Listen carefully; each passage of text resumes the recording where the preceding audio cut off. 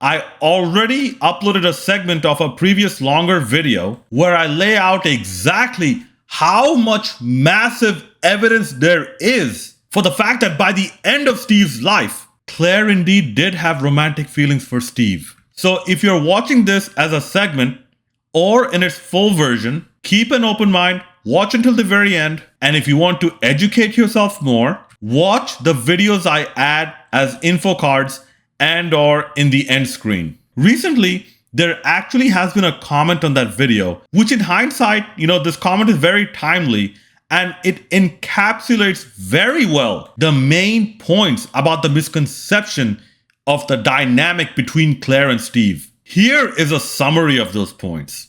Claire didn't have romantic feelings for Steve because Claire only saw Steve as a kid to take care of, a kid with a tragic backstory, just like Ronnie or Sherry. Of course she's going to cry. It would be like if Ronnie or Sherry or Moira died. She cares a lot about people and she'd be upset if people she cared about died. Claire only expressed feelings for Neil. Claire found Steve annoying for most of the game. The commenter also made a point about Claire flirting with Leon in the remake, but as I believe even the developers have made it clear that the remake is its own timeline. So Claire, Leon, Jill, Ada, Chris, they can do whatever they want.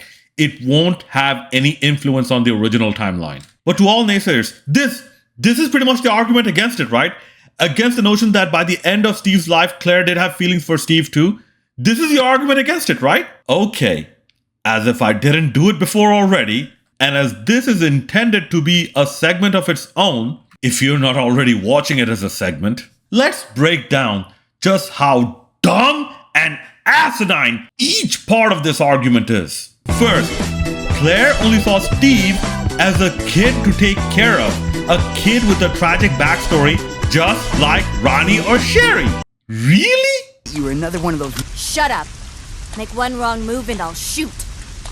Geez, guys, do you all remember Claire holding Ronnie or Sherry at gunpoint with a gun to their faces? And here's how Claire treated Sherry. Wait. Let me go. Easy, easy there. I'm not a zombie. You're safe now.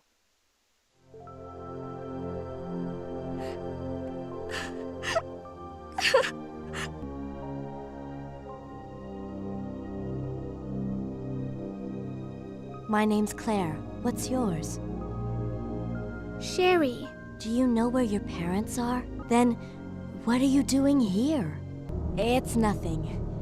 But I think I found a way out of here. We should be able to find someplace safe if we can just make it out of town.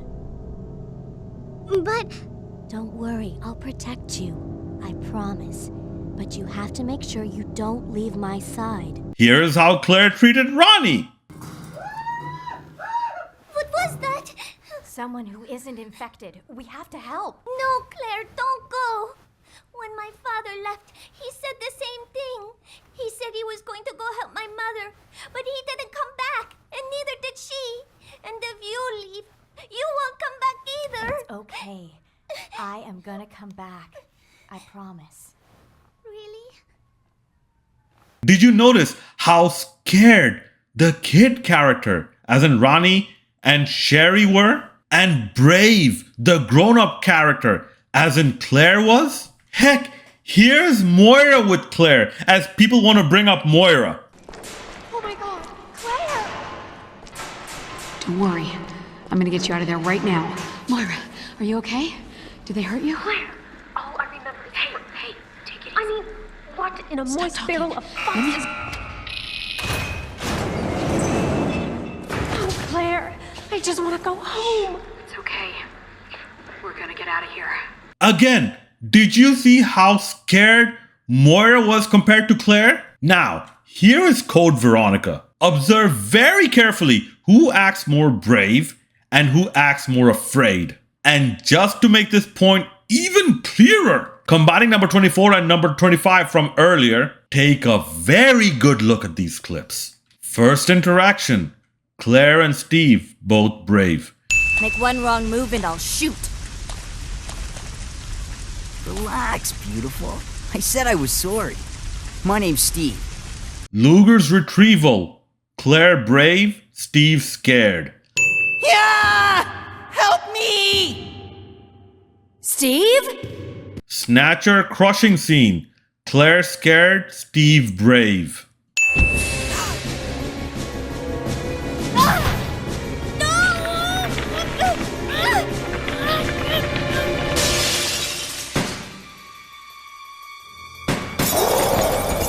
Steve dad death scene.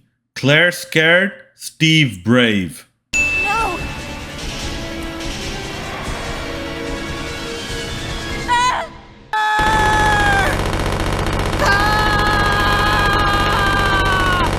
Claire facing Alfred Alexia sniper. Claire scared, Steve brave. Wait! What's going on?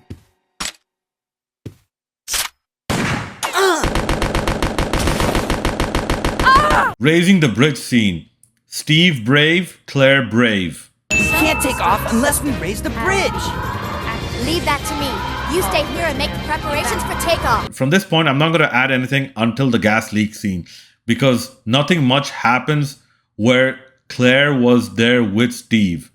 The Tyrant boss battle, Claire was there alone, not with Steve. Gas leak scene. Steve indifferent, Claire brave.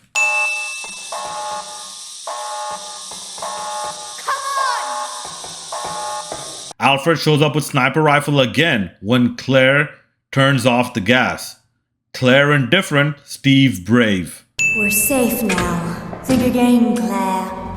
I shall enjoy watching you shriek in agony. Not this time! You gay! Nosferatu battle at the beginning. Claire scared, Steve brave. What, are you scared?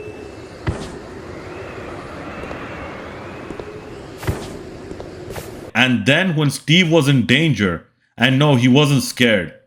He just said, forget about me, run. Claire suddenly became brave. Hold on. I'll wait for that monster and come back. Claire, forget about me. Run!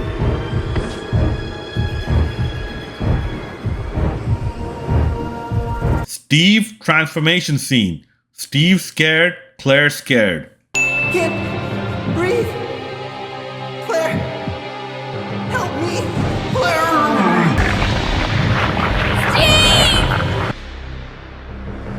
No, wait! Final scene. Monster Steve brave, Claire scared. Claire!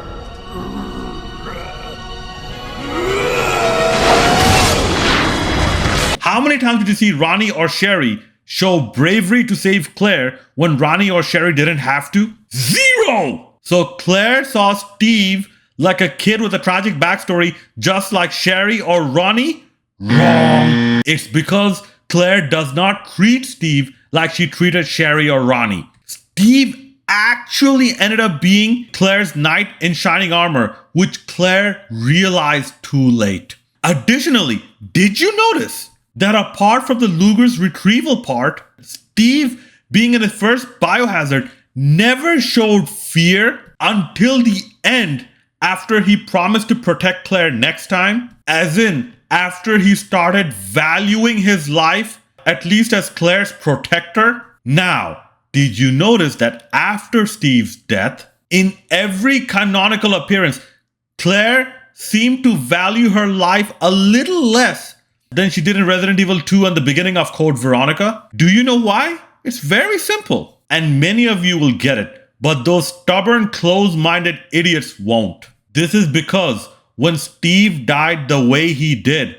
a part of Claire died with Steve.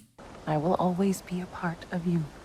When you are gone, that part of me dies as well.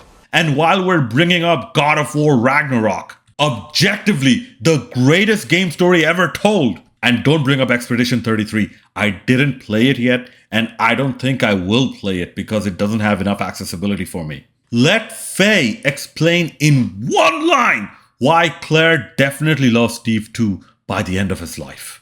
To grieve deeply is to have loved fully. And what do we see Claire doing? For 17 years, what do we see Claire doing? She is grieving over Steve deep down inside. This is yet another thing you see between two people who love each other. People, this evidence mountain is getting bigger and bigger, and all you naysayers who vilified me aren't even 10 inches off the ground. And to even add to that further, by the way, what happens to Claire's fear and apprehension whenever Steve is mentioned or attacked? Come on, let's go. What, are you scared?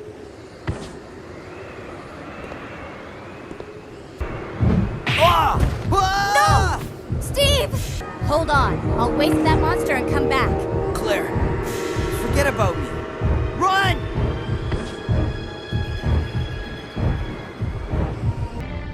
Fine. Claire! Steve should be a good specimen. Maybe he'll come back alive just as I did and be able to see your sister again. You freak! Don't you touch him! I'm sorry, dear heart.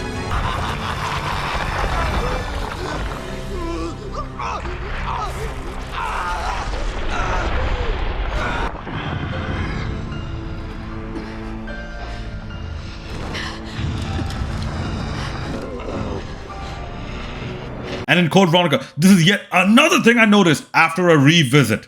I told you, qualitative analysis, iterative process. This is how Claire reacts when Wesker threatens her brother's life. I don't know what went on between you two, but you have him all wrong. My brother is not the kind of person you think he is. I despise Chris. What are you gonna do to him? Claire only talks and shows zero aggression. Think about it, Claire even doesn't cuss at Wesker when Wesker threatens the life of her only family member. She cusses at Alfred, at least in the English mistranslation. Alfred! You cross-dressing freak! But when Wesker merely threatens Steve's corpse, Claire tries to charge an attack to protect Steve's dead body? On the surface, people, do you realize how stupid, idiotic, clueless, and brainless this makes Claire look? Prioritizing Steve's dead body over Chris's life. I'ma kill your brother. Yeah, whatever. I'ma kill your brother. Yeah, whatever. I'ma do shit to Steve's corpse. He gonna get it! And additionally, notice this pattern, because behavior analysis is mostly about patterns to a large degree. Notice that, at least by Antarctica, it became very definite that if something threatened Claire, Steve would attack it. We saw bits of this in Rockford Island as well. Think again, Claire. I shall enjoy watching you shriek in agony. Not this time! You gang!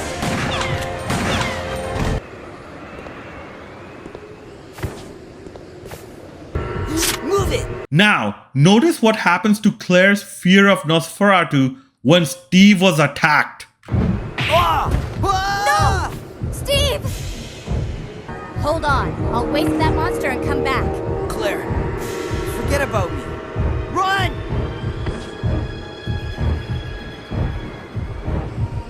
Yes, by this point, if something threatened Steve, Claire would attack it. Even when Wesker was threatening Chris and Claire was scared. The moment Wesker threatened Steve's corpse, Claire tried to move Chris out of the way and tried to attack Wesker. This is a primal instinct reaction. This is how deeply she loved him. In reality, this is Capcom screaming at you that Steve meant something to Claire that no other person meant to her. Because her reaction to Steve and his memory is different from her reaction to other people. Even in Revelations 2, Claire remembers Steve, then gets the anger power to fight Monster Neil. So, Steve's memory gives Claire power. Being with Steve made her very happy and brought her pleasure. And Steve's memory trigger causes her pain. How did that song by Seals go?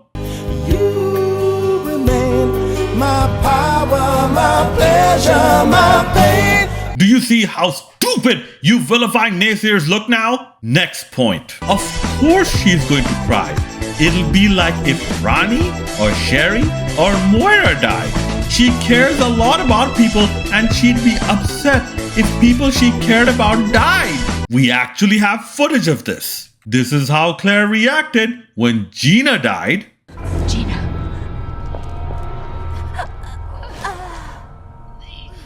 The little eyes. Oh, God.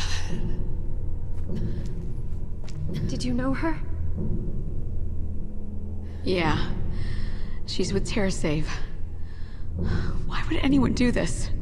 When Pedro died, when Gabe died, A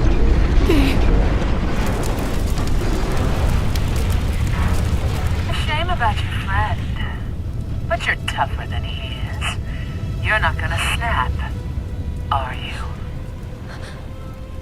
Claire? We lost the girl. and when she thought Moira died.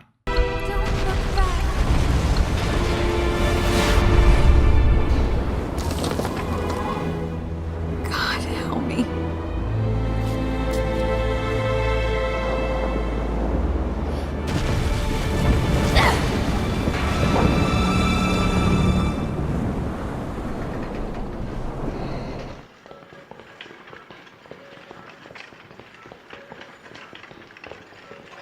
Claire, open your eyes.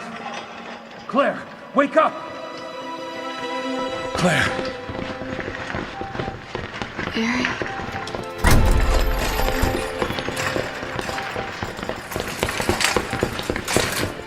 What happened to Moira? Was Moira with you? Barry. Oh, God. I'm so sorry. I tried to save her. I should have.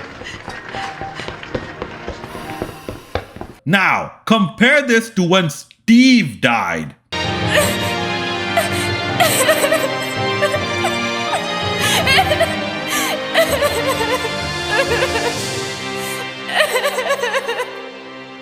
Hey, is Steve with you?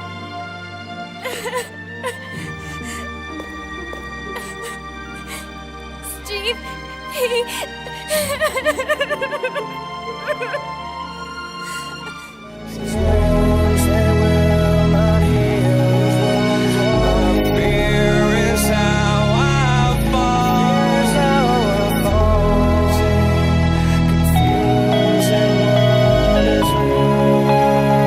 Once again, the fact that Claire probably cried harder than even Sherry did in the non-canonical Claire B scenario. When Sherry lost her mother, Claire probably cried harder for Steve, who she knew for one day, compared to when Gina, Gabe, and Pedro died, who she knew for a very long time, and even compared to when Moira died, who she knew as a family friend. Screams at you even louder that Steve meant something to Claire that no one else meant to her.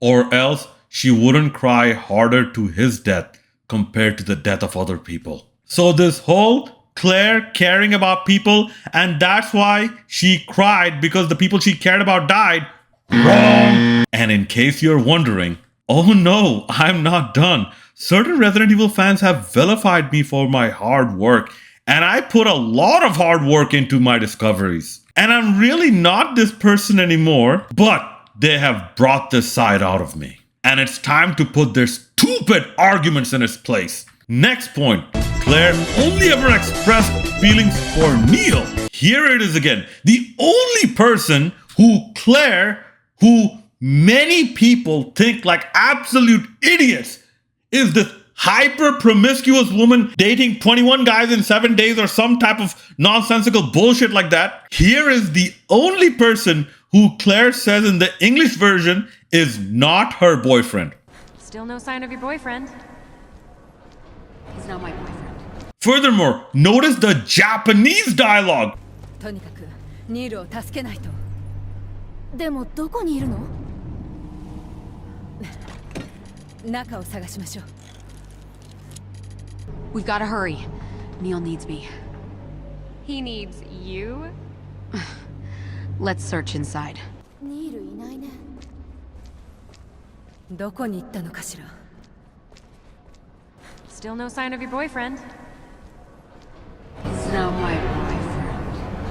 Oh my god, the English voice actress butchered the fuck out of this performance. How are you gonna say that line that ends with an exclamation mark in a light murmur? Talk about horrible execution. And man, this always happens with Claire. But back to this. Look, Claire doesn't even say Neil needs me. She actually says Neil needs help. とにかくニールを助けないと。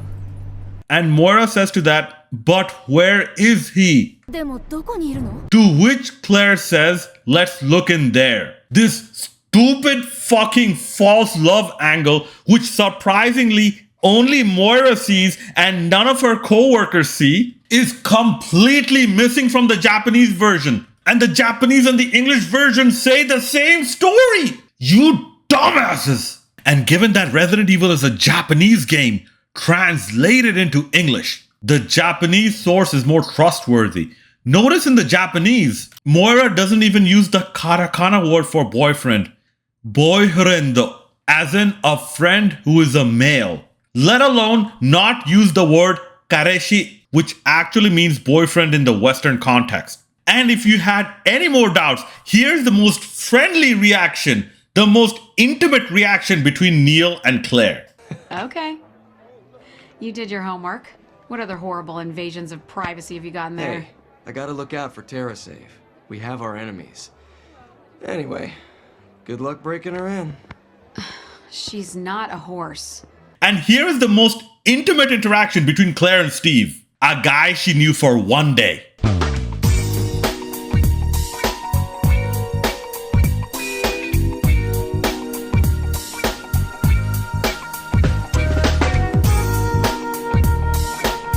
You can't be such an idiot to think that Claire had feelings for Neil of all people and not for Steve when Capcom insinuated that Claire was trying to grab his crotch.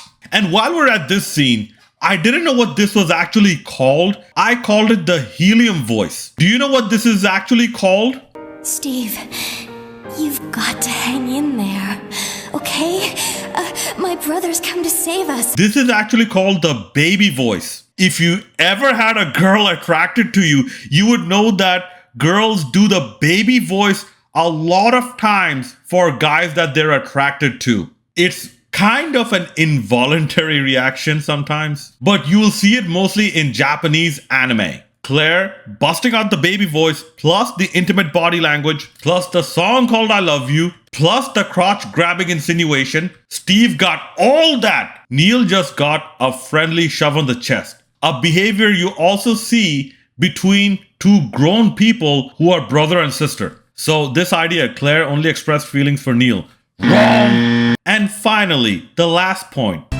Claire found Steve annoying for most of the game. Let's analyze that. Let's see how many times Claire expressed that she is annoyed by Steve compared to not annoyed by Steve. Let's start another count. I don't want you following me, lady. You'll only slow me down.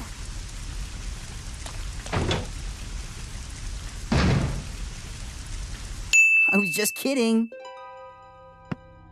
There's no way he could get here, even if he is your brother. Yes, he can. I'm sure of it. Hey, wait, Steve!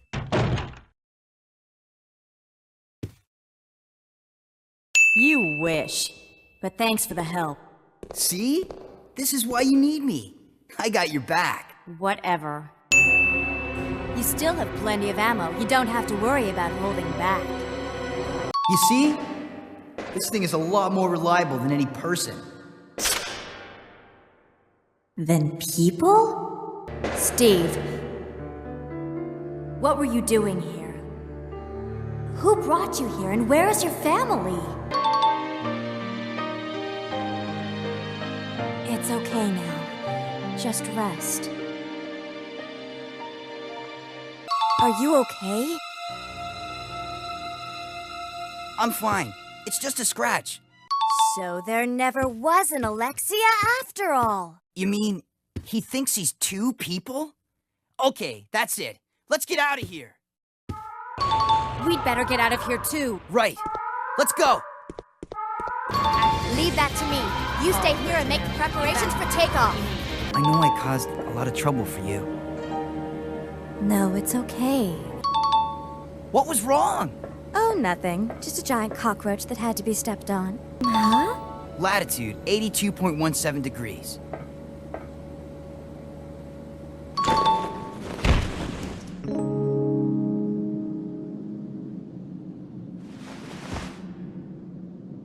Great news. And take a look at that. It's a digging vehicle. If we break the wall with it, we might have a chance. Don't say that. Listen to me. We'll escape from here. Together. Are you ready? I'm gonna bust through that wall. Go for it!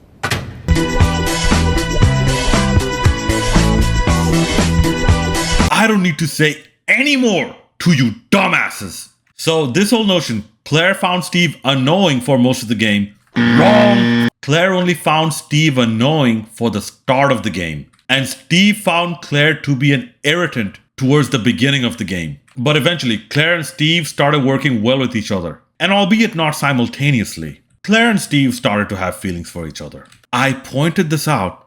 I very nicely, as a legally blind person, pointed out things based on visual evidence. Something that's obviously there, but no other YouTube channel pointed out.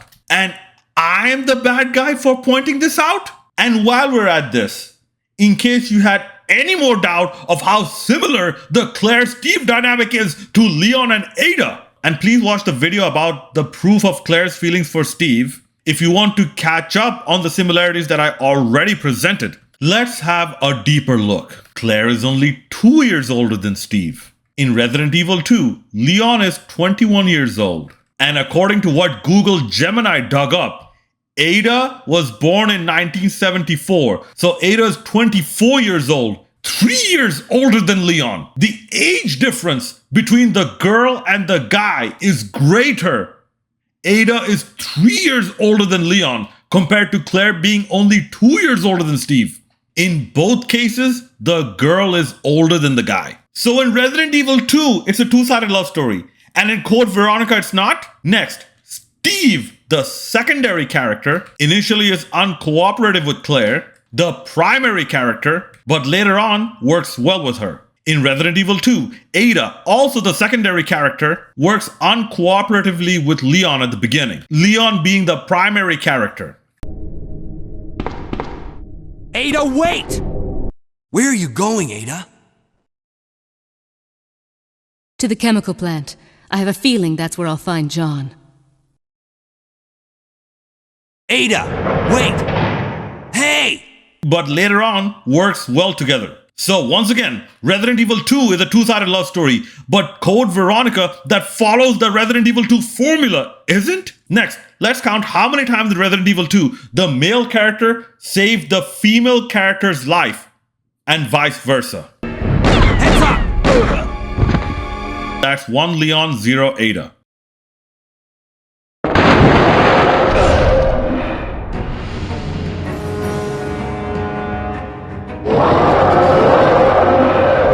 Leon saves Ada from Giant Gator. That's 2 Leon, 0 Ada. Leon. This bullet wound isn't making things any easier. Quiet, Leon. I'll patch you up.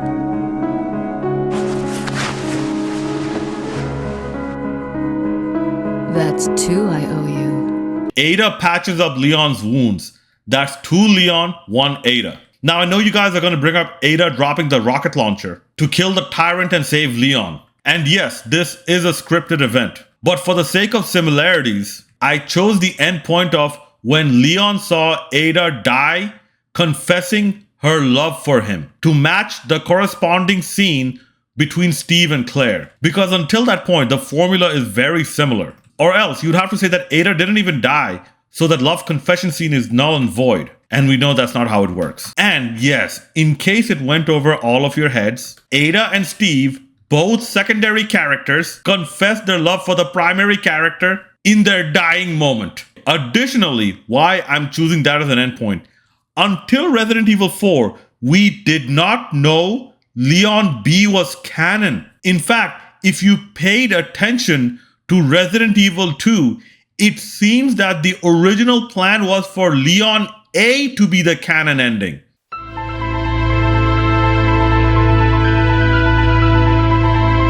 In the midst of the T-virus outbreak in Raccoon City, Leon Kennedy succeeded in escaping from the city following his encounter with one of the only other survivors, a woman named Ada, a spy seeking the deadly G-virus. However,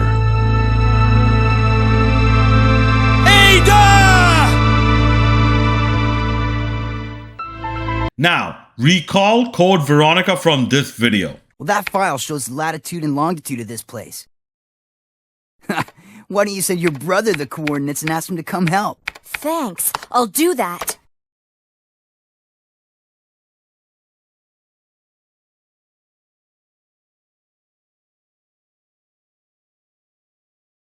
Well, that file shows the latitude and longitude of this place. Why don't you send your brother the coordinates and ask him to come help? Thanks, I'll do that. That was too close.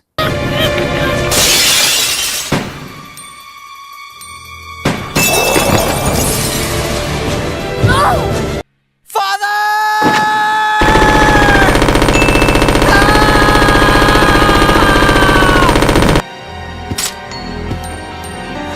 Wait! What's going on?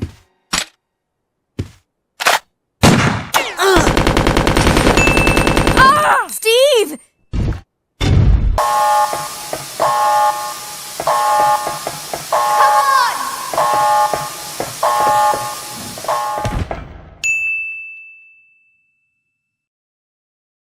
It's all my fault. We're safe now. Think again, Claire. I shall enjoy watching you shriek in agony. Not this time! You gay!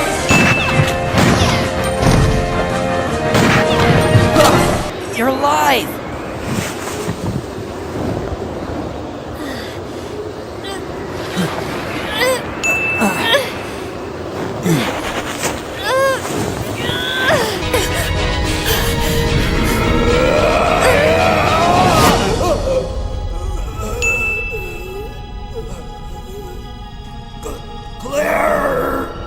Notice the 2:1 ratio of the guy saving the girl before the final love confession. Even that ratio, that 2:1 ratio, was retained in Code Veronica. As I mentioned, it is very lazy writing, but is definitely a two-sided love story, considering how similar both the formulae are. And here's a bonus for you all. In Code Veronica, there's actually a moment where Claire and Steve have an actual conversation where they get to know each other better.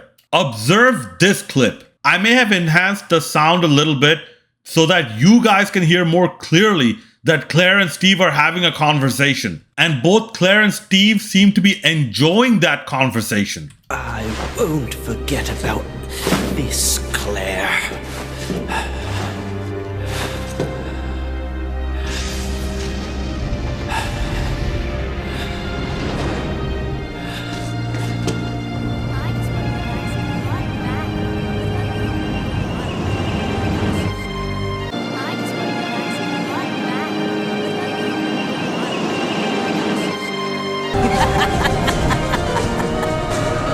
There is a possible second time this happened, and this is merely based off the fact that Claire and Steve spent some time on that kidnapped seaplane before they crash landed into Antarctica. You would presume that Claire and Steve at least had a conversation. They talked to each other where they got to know each other a bit better. Now, go look back at Leon and Ada. Leon and Ada barely even talk to each other. All Leon knows is her name is Ada. She is looking for Ben, looking for John. John is dead, and now she has to get out of there. This is before the whole discovery that she's looking for the G-virus, all that. All Ada knows is that Leon works for RPD and is a dutiful police officer. That's it. That's why, if your stupid ass excuse that Claire and Steve barely knew each other, if you're gonna use that excuse to deny the two-sided love story between Claire and Steve, then using that equation, Leon and Ada knew each other even less.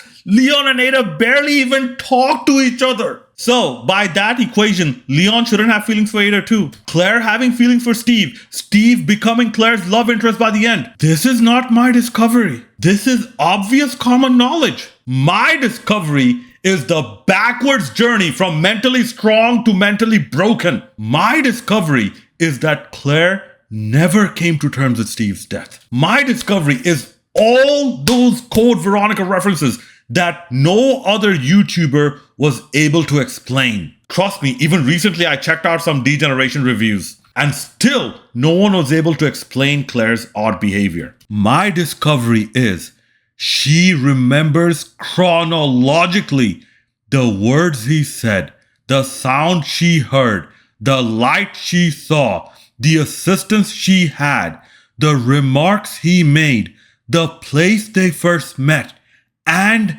the way that he behaved, even after 17 years of losing Steve. And without Steve, Claire has gotten weaker. You never see this action hero Claire again, where she infiltrates an Umbrella facility alone and also takes out several human beings holding bigger guns than her. Claire only had a handgun and she was alone. You never see that Claire again because after losing Steve, she was mentally broken.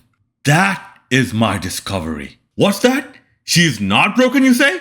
Then how do you explain all of these? Starting from the very next time you see Claire after Steve died, all the way up to Death Island. How do you explain all of this? With one unifying explanation? You can't. If you don't like it, that's a personal preference matter. And that's fine. But don't deny the facts. And speaking of my discoveries and Capcom proving me right with the Japanese version, remember I told you in the previous part, I'll get back to this. And Capcom's horrible execution, so bad that people, there's a lot of unemployment, right? Don't worry, if you don't have a job, apply to Capcom for being a Japanese to English translator. The accuracy does not matter. That is how bad Capcom's execution is, especially with Claire Redfield. Speaking of the place Claire and Steve first met, remember this scene? Oh, God.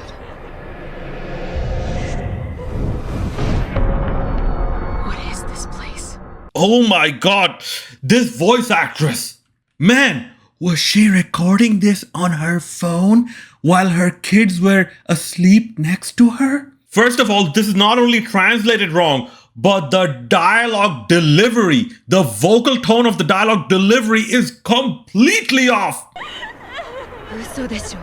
Now, that line in the Japanese means something like, that's a lie, or that's untrue, or you've got to be kidding me. But given that Japanese is also a very contextual language, the best translation is,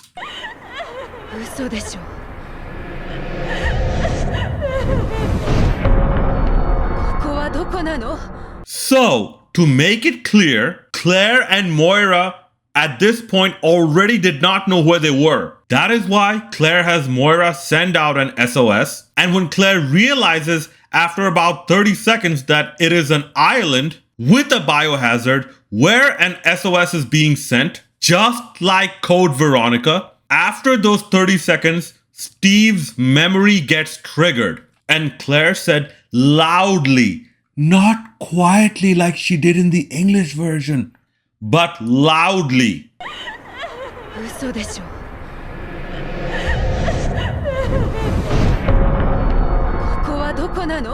The gravity of the Steve memory being triggered was sold much better in the Japanese version. And it adds to my evidence mountain how badly Claire was hurt by losing Steve. In reality, going by the Japanese version, Claire probably started to relapse in a delusionary state. As part of her thought she was back on Rockford Island, or else she wouldn't say uso desho.